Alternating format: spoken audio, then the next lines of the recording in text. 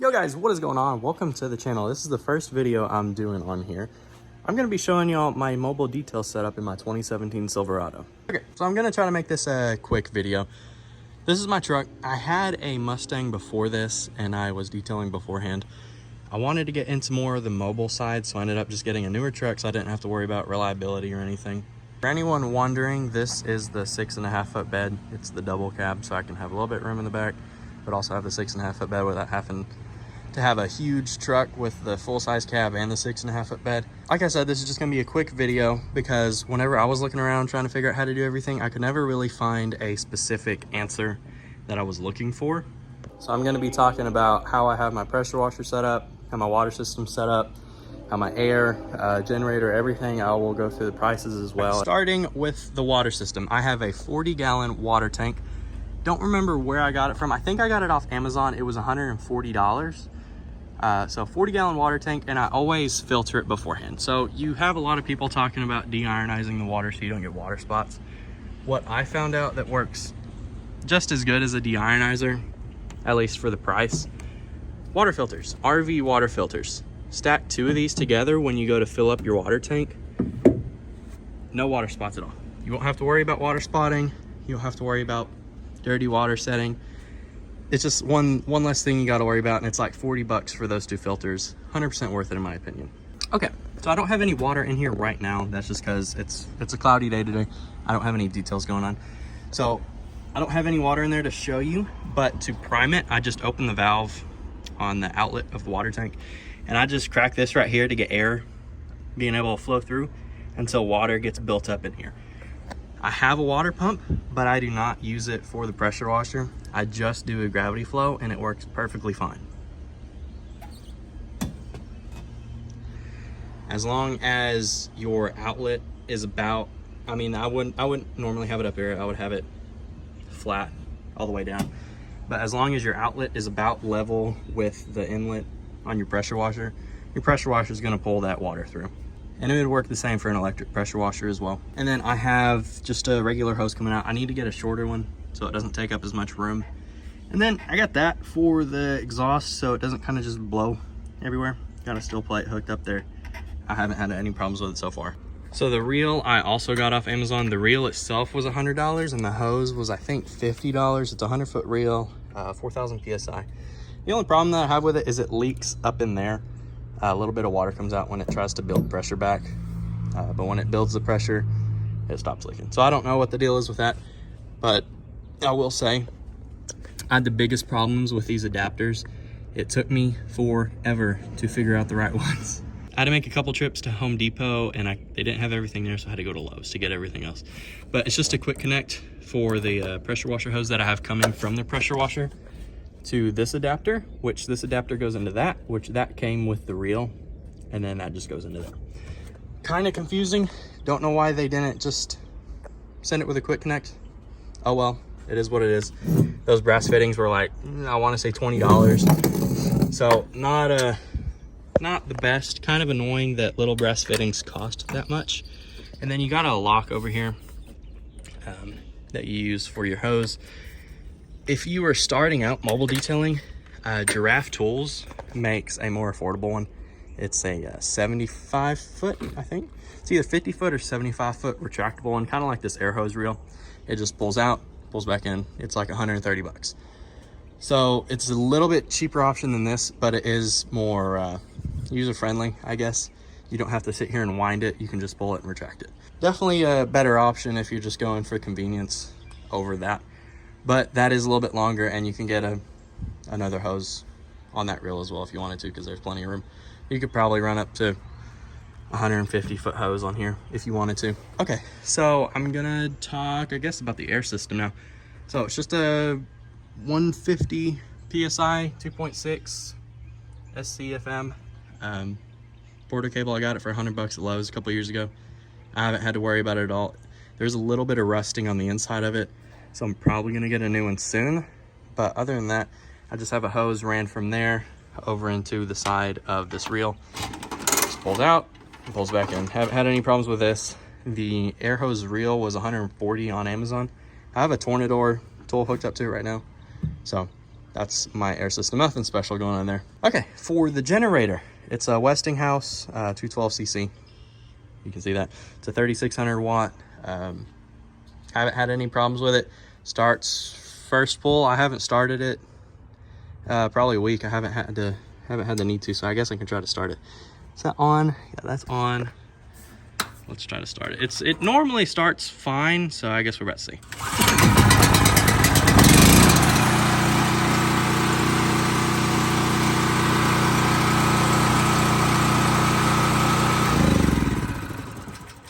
Yeah, it's a little noisy, not the best, but it was only like $350.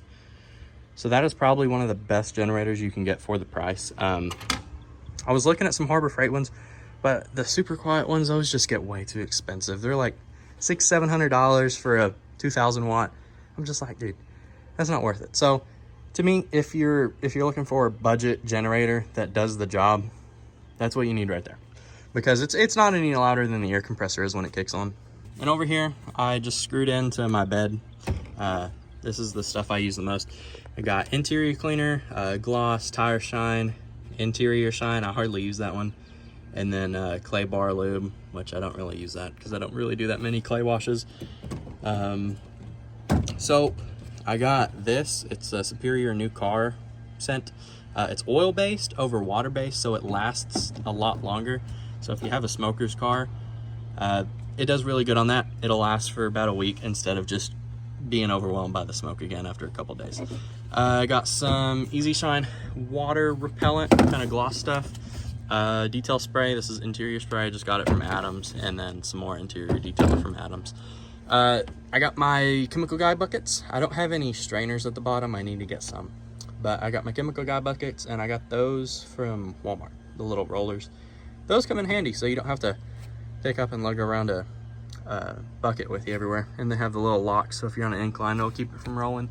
And then everything except the generator and the water tank and the air compressor. So technically, basically, the only thing that is bolted in is air hose reel, extension cord reel, pressure washer reel, pressure washer, and that's it. The water tank is strapped down with little eye hooks I got from Harbor Freight. It just loops in there, have one on each side, strap it down. Probably all of this, everything in here, probably around $2,000. That's probably what I'd say. There is, again, much more affordable options to do. Like pressure washer, you could use an electric one. I have this one over here that I've been meaning to put in here. I'm just trying to figure out a setup for it because I don't want to take out my gas one, because I like having the gas one, especially for bigger jobs. It makes it just quicker. It makes the foam a lot thicker if you're doing foaming wash or pre-wash. It's just a lot quicker for that. So there is some ways you could save money. Again, you don't need a generator starting out. You could just borrow customers' power. You don't need an air compressor starting out. Just be really good with a vacuum. Air is one of your best friends as a detailer. It just moves dirt around so much faster, and you can get places where your vacuum normally can't. I don't have a vacuum in here right now. That normally sits in my back seat because I'm waiting to get one of the low profile vacuums to put back here, and try to find a place to put a vacuum hose reel. Not sure about that. I may end up putting it right there and move that back over there. So I'm not entirely sure what I want to do with that yet, but the vacuum I have is let me go over to it. That's the vacuum I got. It's a rigid 5.5 horsepower 2-inch hose. The hose I got, not the best. It's just a 2-inch, like 26-foot hose, the normal 6-foot hose, and then the 20-foot extension. And then I got a rip clean. That thing, definitely worth the money. It's $300, but for an extractor, definitely worth the money. That is one thing that I'll use the water pump for if I'm on a mobile job. I can hook that hose up to the water pump, and that's how I access my water for the extractor. And then the extractor just hooks into the vacuum. Okay, for my chemicals and stuff that I use, I bought this at the time because it was just a cheap option. Cherry foam, cherry scented soap from Superior Products. It was like $50 from O'Reilly's. You can call O'Reilly's and have them order it. This one I got from a local supplier. It's HTH degreaser. You can dilute it 4-to-1. Does a great job on wheels, tires, just built up dirt and mud. Here's another one of my air things. These are great for in between the seats because it's long. You don't have to worry about taking the seats out if it's bad. Got me some gloves. Dark Fury. I got this from a pack from Superior that they sent me. Haven't had to use that yet because I prefer this over Dark Fury. I used to use Dark Fury. Just not the best option. And then for buffing, if you want to get into paint correction, I had a DeWalt rotary one that was like 300 bucks. I traded it to another detailer that I know because I didn't have a dual action and I wanted a dual action. So I got this rotary one from him. It's from Harbor Freight. It's like 50 bucks. Honestly, I'm not going to hate on DeWalt, but the $250 difference between this and the DeWalt one, that's more worth the money to me. This thing kind of butt, not gonna lie. It's not the best.